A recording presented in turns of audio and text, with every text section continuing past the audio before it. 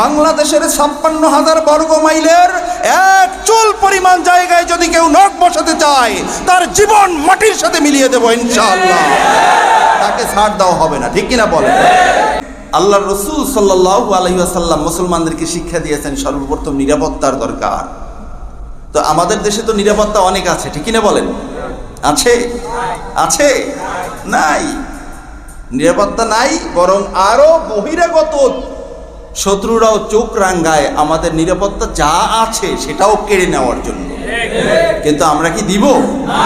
আমরা যদি নামাজ পড়ে থাকি, আমরা যদি রোজা রেখে থাকি, এক কথায় আমরা যদি আল্লাহ রাসূলের উপরে বিশ্বাস করে থাকি, আমাদের দেশের নিরাপত্তা রক্ষা করা প্রত্যেকটা মুসলমানের উপরে ফরজ, ঠিক কিনা বলেন? এই কারণে দেশ রক্ষার ডাকে যদি ডাক আসে, ওই ডাকে সাড়া দেওয়া হুব্বুল ওয়াতান মিনাল ঈমান। দেশপ্রেমটা হলো ঈমান। যার ঈমান আছে তার দেশপ্রেম থাকতে হবে। এই দেশপ্রেমের ডাকে সাড়া দিয়ে প্রয়োজনে জীবন দিতেও প্রস্তুত থাকতে হবে, ঠিক কিনা বলে?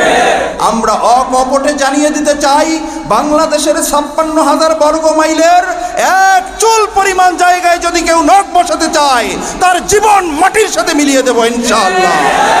তাকে ছাড় দেওয়া হবে না, ঠিক কিনা বলে?